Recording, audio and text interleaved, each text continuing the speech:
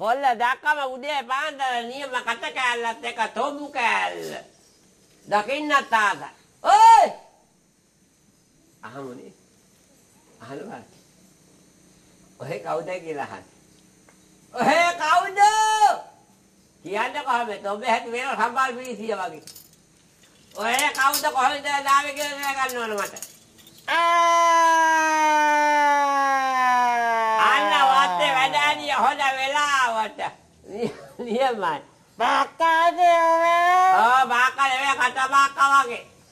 මට බෑන්නයි. බෑන්න නම් බලා ගන්න තිබුණා වැඩේ කොහොමද කියලා.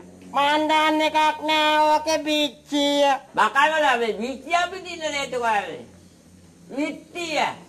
නෑ ඉතින් හදන්න බැරි එක බලු වගේ උණු පුරුකට උමද්දි ගාරින් නෑ. අන්න වල මේ මිනිහා බලු වර්ගයක් දාගෙන උණු පුරුකේ.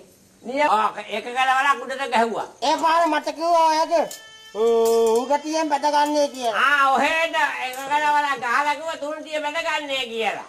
ඒ පාර මෙන්න නැන්දත් බැද ගන්න එක කෙනා. ඔව් නැන්දත් බැදගත්ත පල්ලෙහා කෙලවර. ඒ පාර මට කිව්වා ඔකුටි පනින්නේ කියලා. ඔකුටි පනින්නේ කියලා කිව්වා. ඒ පාර මම බෝස් දාලා පැනගෙන නැන්දම්ම චූස් ගාලා උට. අනේ හත් හදුවේ නියමයි. බෝස් ගාලා පැන චූස් ගාලා ගිහිල්ලා. ඒ පාර නැන්ද බෝස් දාලා පැනගෙන මම චූස් ගාලා උට. බුදුවා මේ නැන්ද බෑන ෂෝක් වැලකනිය වගේ ඇති දැන්. ඒ පාර නැන්ද කියන බෑනේ තදයි බෑනේ තදයි. බෑනේ තදයි. ඒ පාර නැන්ද පොඩි මොකද්ද වලා ඔය කන අඬන්නේ ඔකට. බෑනේ බුරු. බෑනේ බුරු කරන්නේ කිව්වා. ඒ පාර මට ඉතින් ඕක උහුලාන්නේ නෑ. ඒ මොකද?